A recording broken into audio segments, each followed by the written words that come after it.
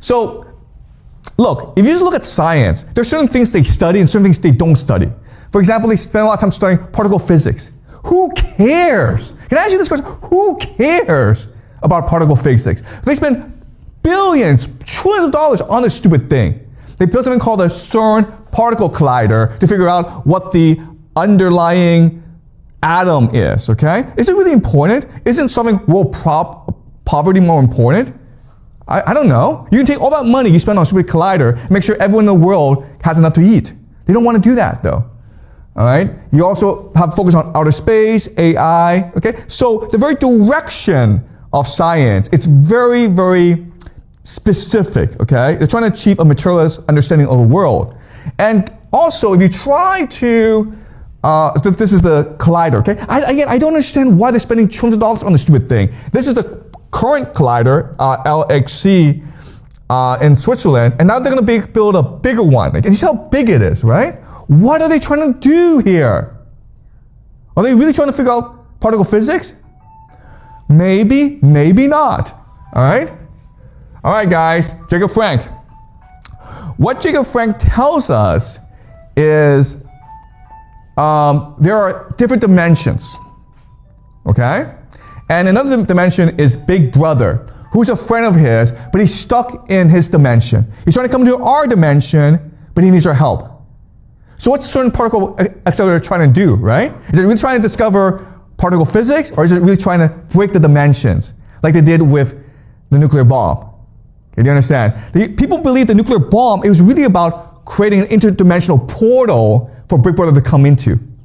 And now people are saying, is it possible the CERN particle accelerator is trying to bring in these interdimensional demons to our world to conquer us, to enslave us? That would make a lot more sense than particle physics, okay, guys? All right.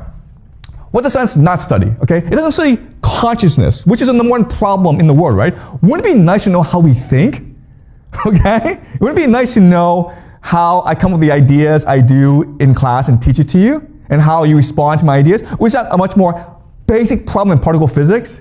We don't do that, guys, okay? There's absolutely no money or very limited funding in the study of consciousness.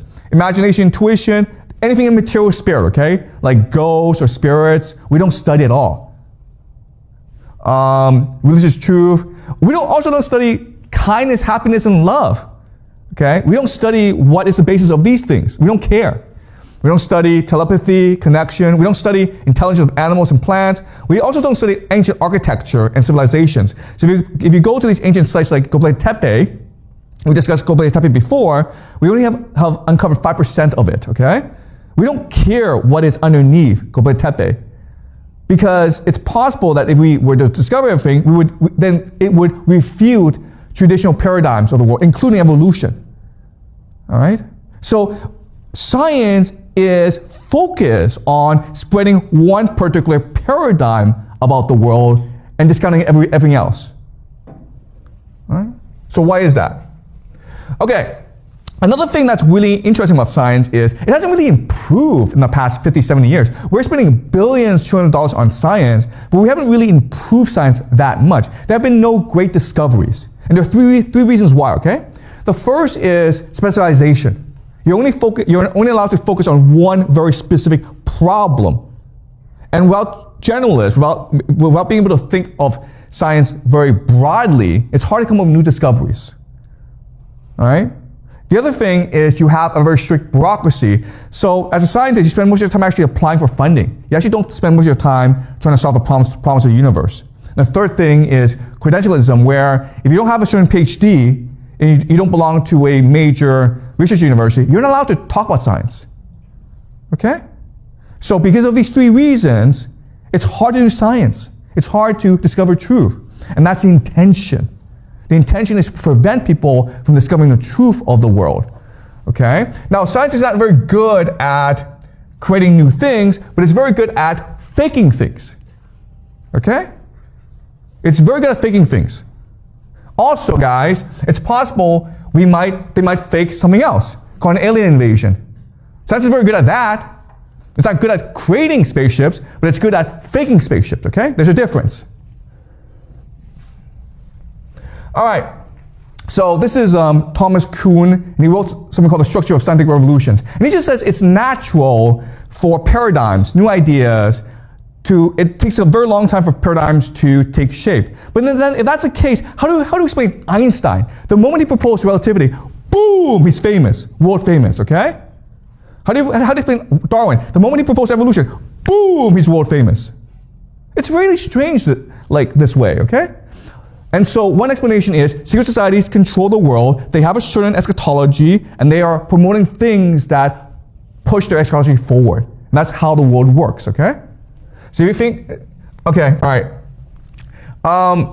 We also discussed last class the idea of content speak.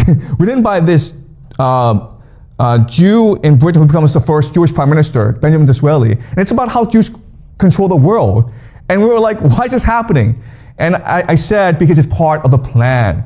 Because not only are Jews supposed to prosper in the West, but people are supposed to think that they are part of a grand conspiracy, okay? Because the end goal is anti-Semitism and force them to return to Israel. Okay? All right. So, with this plan in motion, obviously these secret societies cannot themselves come out and propose this plan, the secret societies. Okay? So they have different individuals do this for them. This is Theodor Herzl, who is considered the founder of Zionism. The idea of Zionism is that Jews deserve their own homeland, preferably in Palestine, okay? Current day Israel. And he wrote a book called The State for the Jews, okay? And it was heavily promoted in 1896. You also have something called the Schofield Bible, okay? Which is to take Newton's plan and turn it and then explain how the Bible and the plan work together, okay? And this is called premillennial dispensationalism. Okay, don't worry about the idea, okay? Okay. All right. So 1917, you have Lord Rothschild. Okay. Balfour, the British government is sending a letter to Lord Rothschild saying, I have the pleasure of allowing you to create a homeland for the Jews. Okay? So again, this is part of the plan where the British want to create Israel, but they're blaming the Jews for it, okay? They're saying, it's the Jews who want to create Israel. Okay, so in 1948, they create the nation of Israel. Okay, this is Theodor Herzl. And remember, okay, the nation of Israel, it is not part of this grand plan. It's what the Jews aspire to. It's what the Jews want. It's all initiated by the Jews, okay? This is really important. Okay. Now, one thing that they say, one thing that the Israelis say is that we deserve Palestine because this is what God promised to us in the Bible. We are descendants of the Israelites. We are Hebrew. We're all one blood.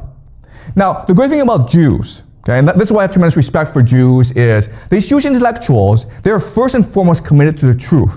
So this is Arthur Kessler, okay, who is a Jewish intellectual, and he wrote something called the 13th Tribe. In this book, what he tells us is, this is nonsense, okay? The Jews, most of them don't come from Israel. They don't come from the Middle East. They come from Ukraine, okay? And this is called the 13th Tribe. And it explains what happened, okay? So, Amber, could you read, please? Yes. All right, could you read this passage, okay?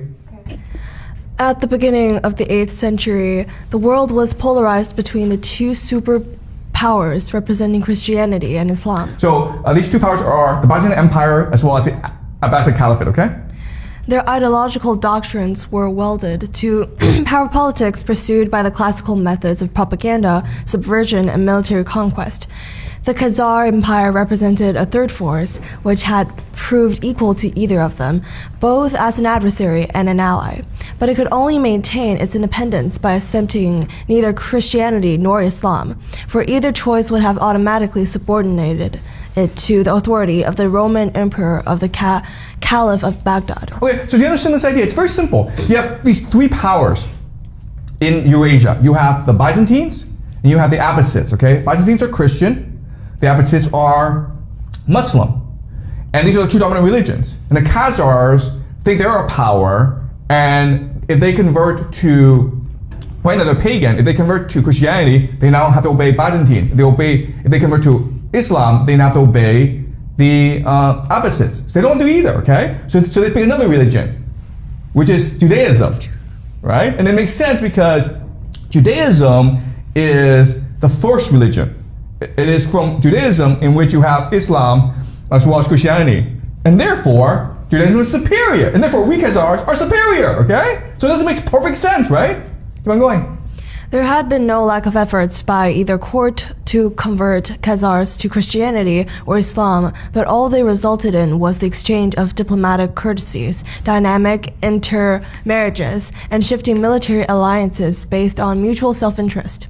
Relying on its military strength, the Khazar kingdom, with its hinterland of vassal tribes, was determined to preserve its position as the third force, leader of the uncommitted nations of the steppes. Okay.